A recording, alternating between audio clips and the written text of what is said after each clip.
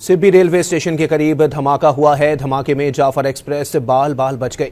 धमाका उस वक्त हुआ जब मुसाफिर ट्रेन जाफर एक्सप्रेस से गुजर रही थी। धमाका रेलवे ट्रैक से 2 से 2.5 फुट के फासले पर हुआ। मजीद जानते हैं डॉन न्यूज के नुमाइंदे अब्दुल्ला जहरी से। जी अब्दुल्ला, बताइएगा।